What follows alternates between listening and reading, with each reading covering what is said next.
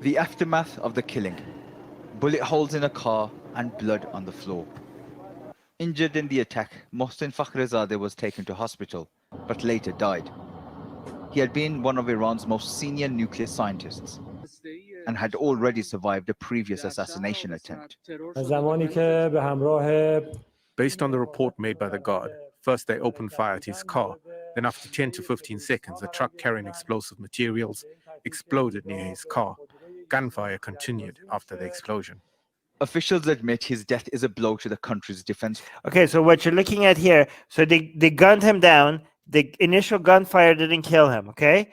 But they took him to this helicopter, but he died shortly after. Guys, this was the leading nuclear scientist in Iran, okay? And these people that did the shooting, they were agents of Israel within the borders of Iran taking them out. This is huge. This is huge. Okay, Qasem Soleimani, when he was taken out, okay, so we already had foreign agents taking out Iran's top military commander, which was Qasem Soleimani, and now Israel agents took out Iran's top scientist, top leading nuclear scientist, the guy that was leading the guy that was basically the line between nuclear energy and missiles, the guy that was like, these two dots, let's connect them with each other. That guy, they took him out, okay? And this is crazier than taking Qasem Soleimani out, because the United States took advantage of the time that Qasem Soleimani was outside, and when Qasem Soleimani was taken out by the United States, that was perfect timing for Qasem Soleimani to be outside of Iran's borders, okay? Because the United States really needed a reaction to the attack on its embassy in Baghdad, okay? And it also didn't want to do anything within Iran's border because that would have escalated things huge, like significantly, to a level the United States didn't want to escalate. So Qasem Soleimani being outside of Iran, being such a high stake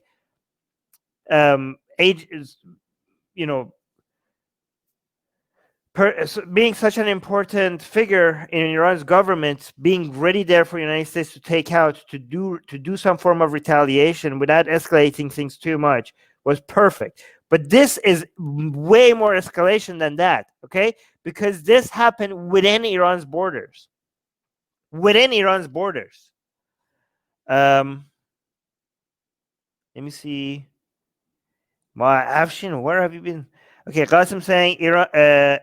The Islamic Republic supporters are mourning since yesterday. Yeah, I didn't know him, and guess they didn't either. Looks they was obeying someone rule about talking about this action. Yeah. So you're saying, okay, so I see what Qasim is saying.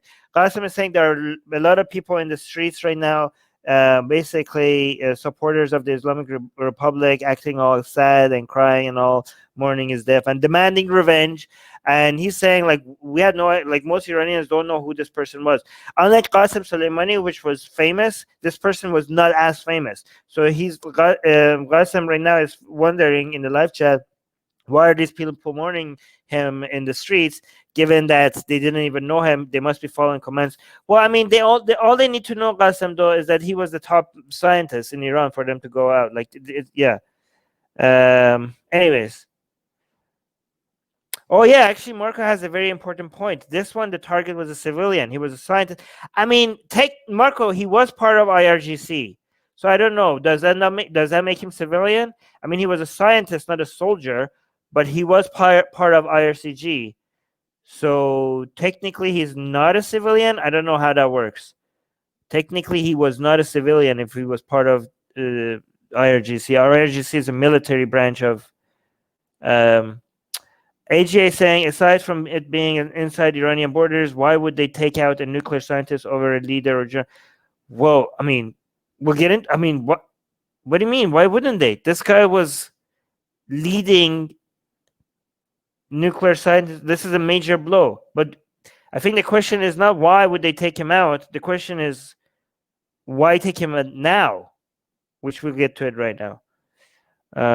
Most are... Oh, no, Qasim, I've seen videos of people in the streets as well.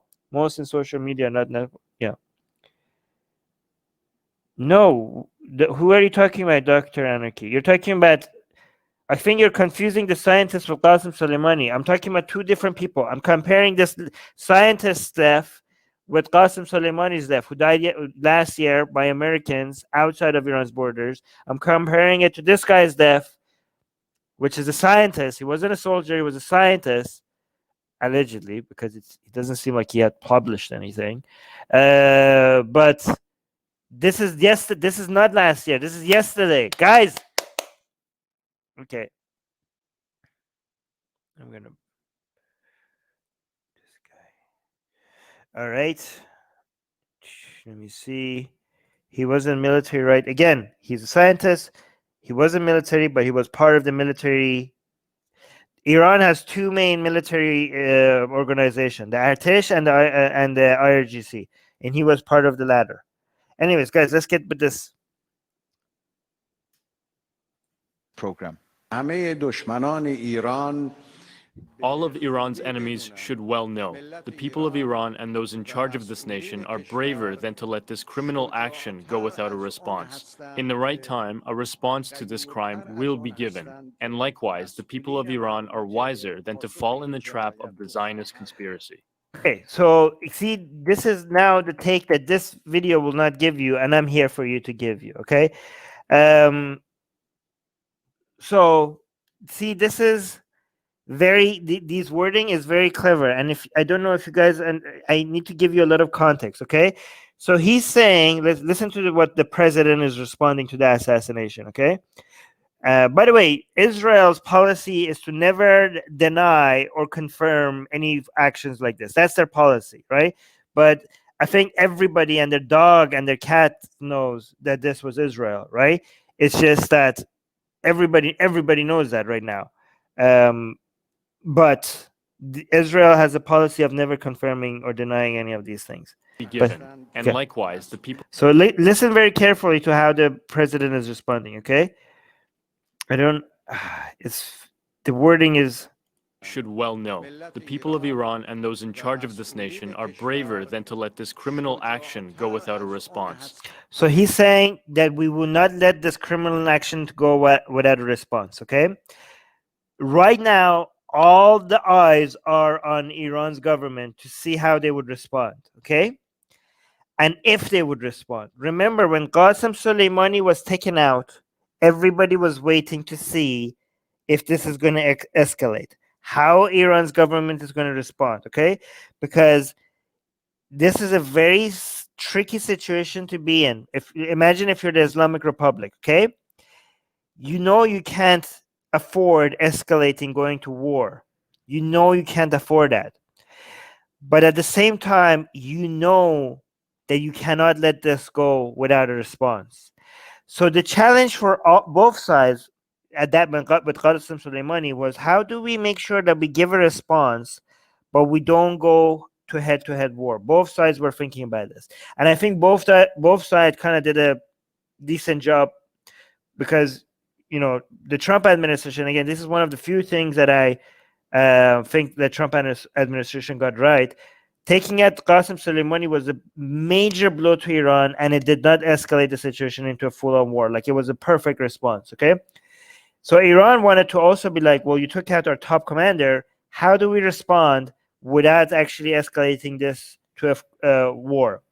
They decided, and because, guys, there's so many different audiences when it comes to these actions, and the way you have to decide what to do is to consider every side. How is this going to come off to your enemies? How is foreign enemies, to the people Iranians who want to topple the government, and to your supporters, right? To the people that supports the Islamic Republic of Iran, the civilians, and those are key. Those are key people, okay?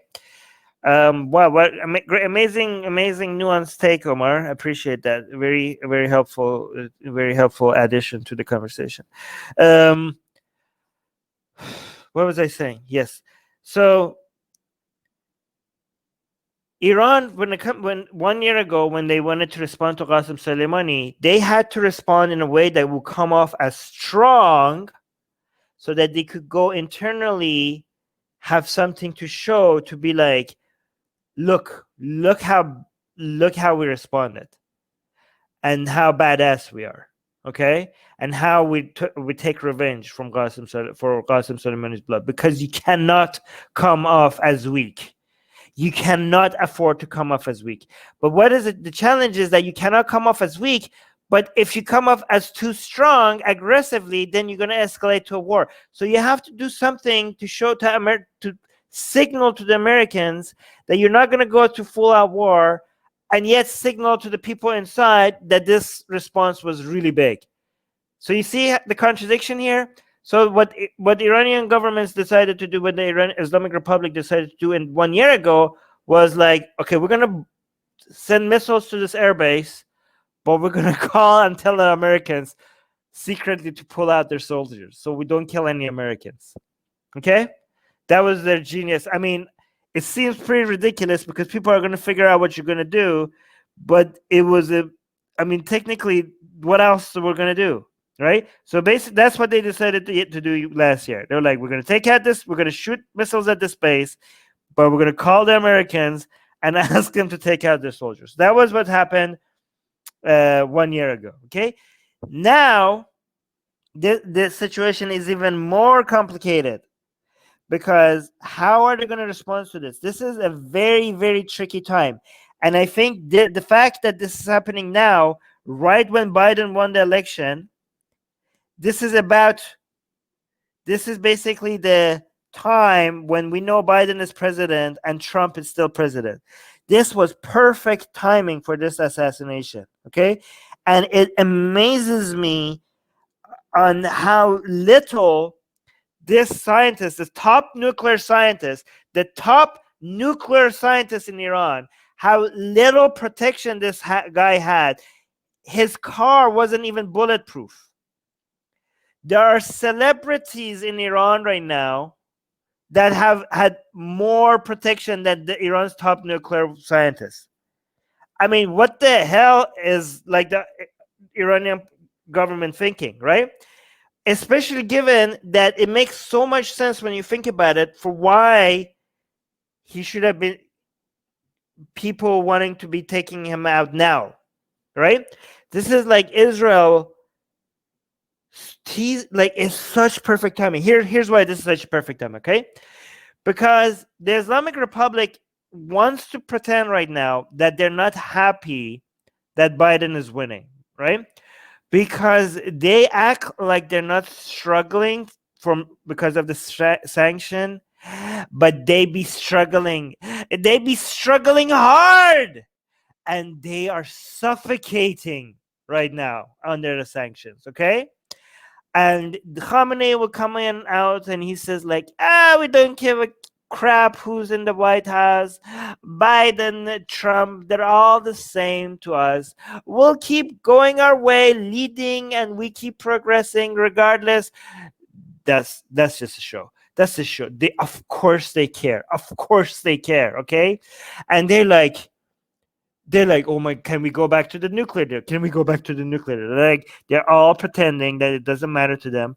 But now that Biden won, they want to go back to the new. When Trump threw out the deal, at first they were like, yeah, fine, whatever, right?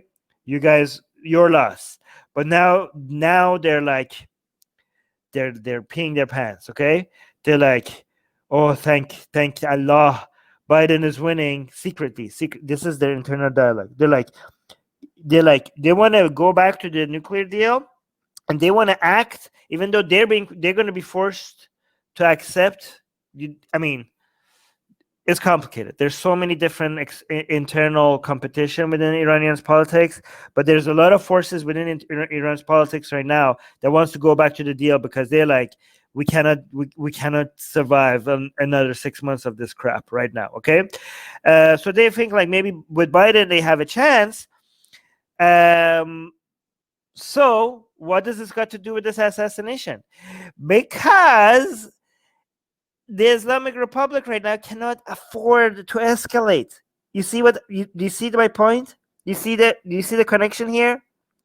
Because they're like, okay, maybe these Biden's administration is gonna come up with a new shiny deal for us, and we're gonna be like, yay, finally, let us sign something, and we're gonna go to our internal audience, and we're gonna pretend to everybody that we forced their hand, like if they came crawling to this. We don't care about the sanctions. This is because of they need us.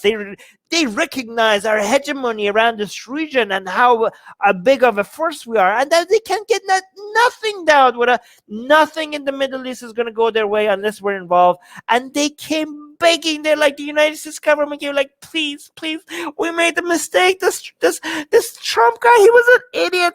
Please, come, let's go back to the deal. And we were like, only if you promise not to be a naughty boy again, United States. Only if you promise not to be a naughty boy, okay? Are you gonna recognize my power around the region?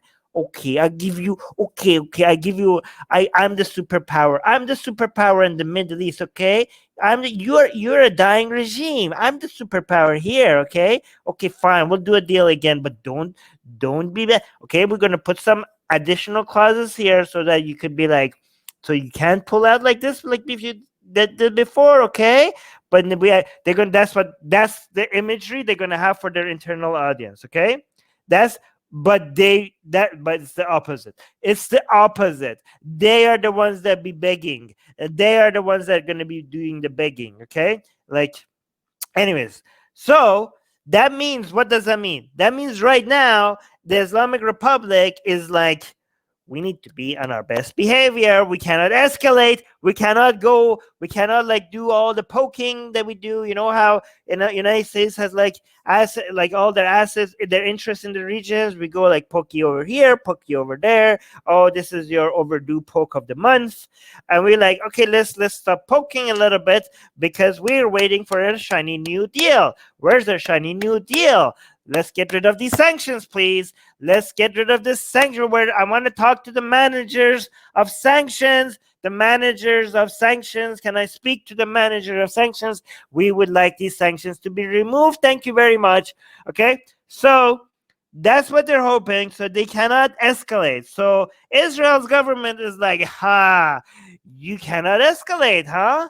You are going to be on your best behavior. How about if I take out your top scientists? How about if are you going to just sit back and be like a quiet boy if I take out your top scientists? Is that what's going to happen? Or what you going to do? What you going to do now?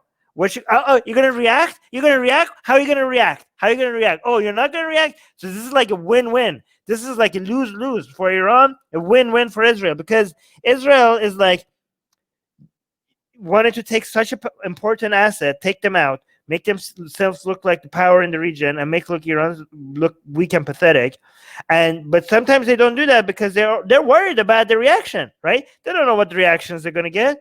But right now, if Iran reacts in any significant way, that's Israel like, hey, Biden administration, is this, you want to do a deal with these people? Look at what they're doing. Look at this. Look at what's happening, right? So if Iran escalates, it makes it very difficult for Biden to start a new deal with them. If it doesn't escalate, they're like, look at this. Look at us. We just took out the number ones. We went in, we took care of this guy, and we went out, and clean job done, nothing reaction. This is what we do. This is how we do. Yeah, no reaction. It's going to look weak, and Iran is going to look weak and pathetic